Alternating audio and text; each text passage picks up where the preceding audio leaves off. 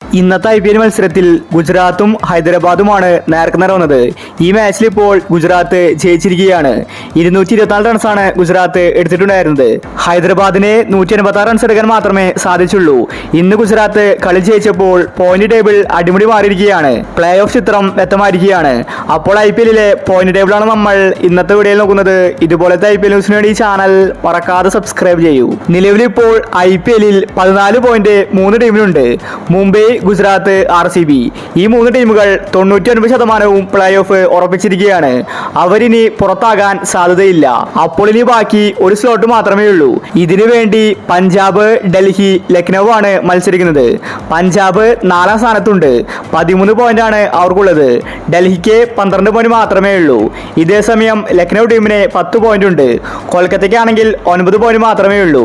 പക്ഷേ കൊൽക്കത്തയ്ക്കും play ഓഫിലെത്താൻ chance ഉണ്ട്. നിലവിൽ 1ാം സ്ഥാനത്ത് മുംബൈ തന്നെയാണ്. അവർക്കാണ് നെറ്റ് റൺ റേറ്റ് കൂടുതൽ. അതുപോലെ ഗുജറാത്തിന് 14 പോയിന്റോടെ 2ാം സ്ഥാനത്താണ്. പക്ഷേ ഗുജറാത്ത് 10 മാച്ച് മാത്രമേ കളിച്ചിട്ടുള്ളൂ. 3ാം സ്ഥാനത്തുള്ള RCBക്ക് 14 പോയിന്റ് ഉണ്ട്. പക്ഷേ അവർ 10 മാച്ച് മാത്രമേ കളിച്ചിട്ടുള്ളൂ. CSK അവസാന സ്ഥാനത്താണ്. അവർക്കിനി പ്ലേ ഓഫിലെത്താൻ സാധിക്കില്ല. 4 പോയിന്റ് മാത്രമേ ചെന്നൈക്കുള്ളൂ. ഹൈദരാബാദ് ആണെങ്കിൽ 9ാം സ്ഥാനത്താണ്. അവർക്ക് 6 പോയിന്റ് ഉണ്ട്. അവരും ഇനി പ്ലേ ഓഫിലെത്തില്ല. രാജസ്ഥാൻ ആകട്ടെ 8ാം സ്ഥാനത്താണ്. അവർക്കും 6 പോയിന്റാണുള്ളത്.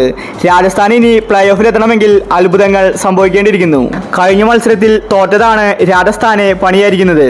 നിലവിൽ ആദ്യത്തെ 7 സ്ഥാനക്കാർക്ക് മാത്രമേ പ്ലേ ഓഫിലെത്താൻ ഇനി സാധിക്കൂ. കൊൽക്കത്തയും കൂട്ടത്തിലുണ്ട്. മുംബൈയും RCBയും ഇത്തവണ പ്ലേ ഓഫ് കളിക്കുമെന്നത് ഉറപ്പായിരിക്കുകയാണ്. ചെന്നൈ ടീമില്ലാത്ത അടുത്തൊരു പ്ലേ ഓഫ് ആരാധകർക്ക് ഇപ്രാവശ്യം കാണേണ്ടി വരും. നിലവിലെ ഫോം അനുസരിച്ച് മുംബൈ അല്ലെങ്കിൽ RCB കപ്പ് നേടാനുള്ള സാധ്യത കൂടുതലാണ്. അപ്പോൾ ഇതുപോലത്തെ IPL ന്യൂസിന് വേണ്ടി ചാനൽ മറക്കാതെ സബ്സ്ക്രൈബ് ചെയ്യൂ.